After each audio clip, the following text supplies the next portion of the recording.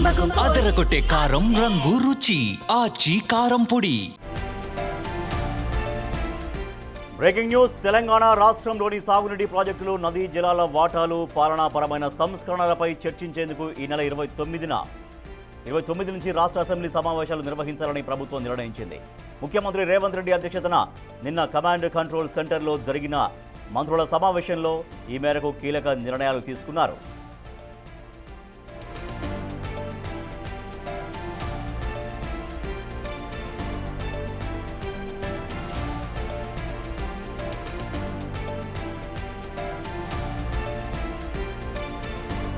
రాష్ట్ర విభజన తర్వాత కృష్ణా గోదావరి బేసిన్లలో ప్రాజెక్టుల పరిస్థితి, నీటి కేటాయింపులు, బీఆర్ఎస్ హయాంలో చేసిన వ్యయంపై, నీళ్లు నిజాలు అనే అంశంపై అసెంబ్లీలో సుదీర్ఘంగా చర్చించాలని ప్రభుత్వం భావిస్తోంది.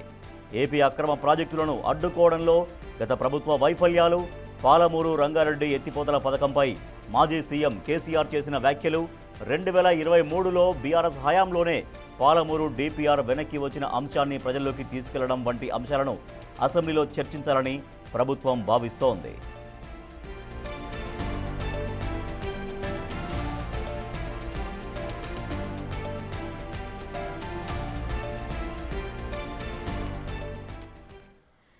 తెలంగాణ రాష్ట్రంలోని సాగునీటి ప్రాజెక్టులు, నదీ జలాల వాటాలు, పాలనాపరమైన సంస్కరణలపైన చర్చించేందుకు నెల 29 నుంచి రాష్ట్ర అసెంబ్లీ సమావేశాలు నిర్వహించాలని ప్రభుత్వం భావిస్తోంది. మరింత సమాచారాన్ని మా ఇన్పుట్ ఎడిటర్ పవన్ అందిస్తారు. పవన్, 29 నుంచి అసెంబ్లీ పెట్టాలని ప్రభుత్వం భావిస్తోంది. సో ఈ అసెంబ్లీ సమావేశాల్లో నీటి హక్కుల గురించి, వాస్తవాల గురించి ఎట్లా రాష్ట్ర ప్రజలకు వివరించే యోచనలో ప్రభుత్వం ఉంది?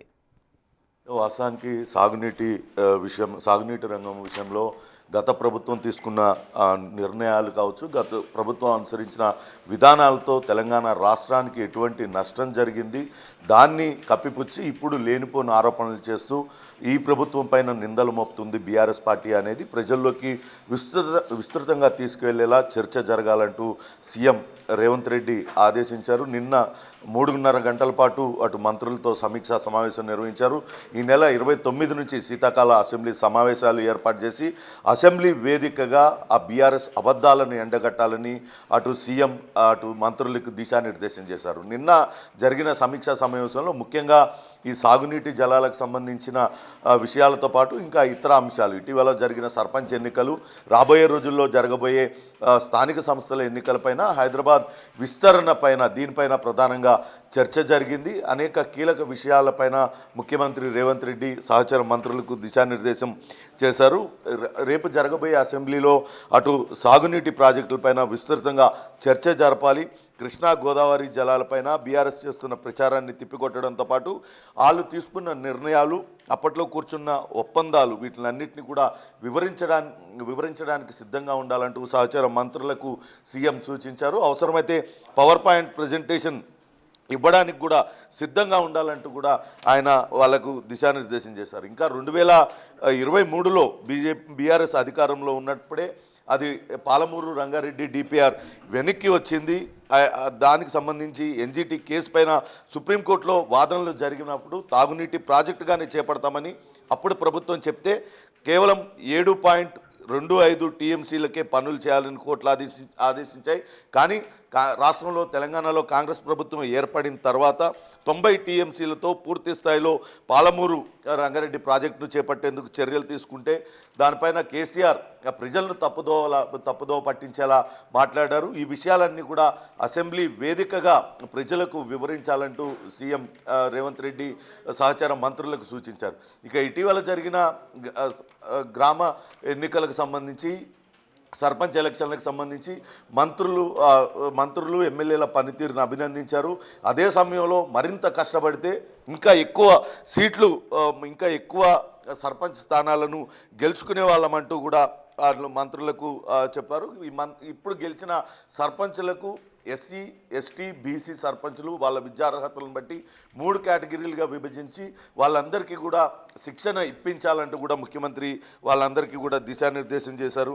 ఇంకా ఇటీవల నిర్వహించిన గ్లోబల్ సమ్మిట్కి సంబంధించి దానిపైన కూడా అటు నిన్న మంత్రుల సమావేశంలో చర్చ జరిగింది.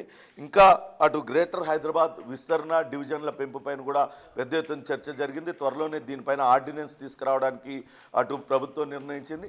అయితే ప్రస్తుతం ఉన్న గ్రేటర్తో పాటు మరో కొత్తగా 2 కార్పొరేషన్లు ఏర్పాటు చేయడమా, లేకుంటే మొత్తం కలిపి ముంబై తరహాలో బృహన్ ముంబై తరహాలో ఒకటే కార్పొరేషన్గా ఏర్పాటు చేయడమా అనే దానిపైన కూడా చర్చ జరిగినట్లుగా తెలుస్తోంది. అవసరమైతే ప్రస్తుతం ఉన్న కార్పొరేషన్ను యథాతథంగా ఉంచి సైబరాబాద్ పేరుతో ఒక కార్పొరేషన్, మరొక కార్పొరేషన్ను ఏర్పాటు చేసే దానిపైన కూడా విస్తృతంగా చర్చ జరిగిందనే విస్తృతంగా చర్చ జరిగింది. ఒకవేళ నగర విస్తరణతో మౌలిక సదుపాయాలు పెరుగుతాయి, అభివృద్ధి పనులు పుంజుకుంటాయంటూ సహచర మంత్రులు సూచించినట్లుగా తెలిసింది.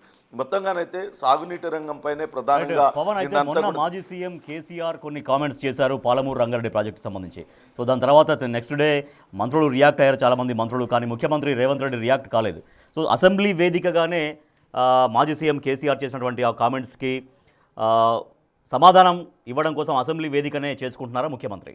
ఖచ్చితంగా మొదటి నుంచి కూడా చెప్తున్నారు, ఆ మాజీ ముఖ్యమంత్రి కేసీఆర్ అసెంబ్లీకి రావాలి, అసెంబ్లీలోనే చర్చిద్దామంటూ ఆయన పదే పదే చెప్తూ వస్తున్నారు.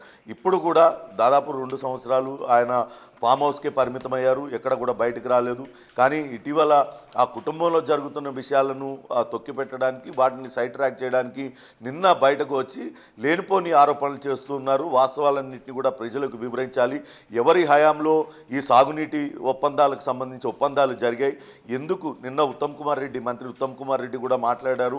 అప్పట్లో కమిషన్ల కోసమే ఇవన్నీ కూడా నిర్మాణాలు, ప్రాజెక్టుల డిజైన్లన్నీ కూడా మార్చారు. అనేక ఒప్పందాలు చేసుకోవడం వల్ల తెలంగాణ రాష్ట్రం నష్టపోయిందనే విషయాన్ని అటు ఉత్తమ్ కుమార్ రెడ్డి ఆన్ రికార్డ్గా డాక్యుమెంట్ల ఆధారంగా ఆయన కూడా మాట్లాడిన పరిస్థితి. వీటిలన్నింటినీ కూడా అసెంబ్లీలో పెట్టి పవర్ పాయింట్ ప్రజెంటేషన్ చేస్తూ ప్రజలకు అసలు వాస్తవాలు వివరించడానికే శీతాకాల సమావేశాలు ఏర్పాటు చేస్తున్నారు. ఈ నెల 29వ తారీఖున అసెంబ్లీ ప్రారంభమవుతుంది. తర్వాత 30, 31, 1వ తారీఖు 3 రోజులు కూడా సెలవు ఇచ్చిన అసెంబ్లీ సమావేశాలు జరగవు. తిరిగి 2వ తారీఖు నుంచి 4 రోజుల పాటు అసెంబ్లీ సమావేశాలు నిర్వహించి అసెంబ్లీ సమావేశాల్లో అసెంబ్లీ వేదికగా బీఆర్ఎస్ చేసిన గత ప్రభుత్వం తీసుకున్న నిర్ణయాలన్నింటినీ కూడా ఎండగట్టాలని అటు సీఎం రేవంత్ రెడ్డి నిర్ణయించిన పరిస్థితి అయితే ఉంది. Rajesh, right, thank you Pavan. ఈ నెల 29న నుంచి అంటే 29 నుంచి అసెంబ్లీ సమావేశాలు మొదలు కాబోతున్నాయి. 29న ఒకరోజు నడిచిన తర్వాత 30, 31 ఈ 3 రోజులు అసెంబ్లీకి సెలవులు ఉంటాయి. తర్వాత మళ్ళీ 2వ తారీఖు నుంచి అసెంబ్లీ కొనసాగుతుంది. అయితే నీటి ప్రాజెక్టులకు సంబంధించి, అలాగే తెలంగాణ నీటి హక్కుల గురించి, పరిపాలనా విధానాల గురించి అసెంబ్లీ సమావేశాల్లో రాష్ట్ర ప్రభుత్వం చర్చించబోతోంది.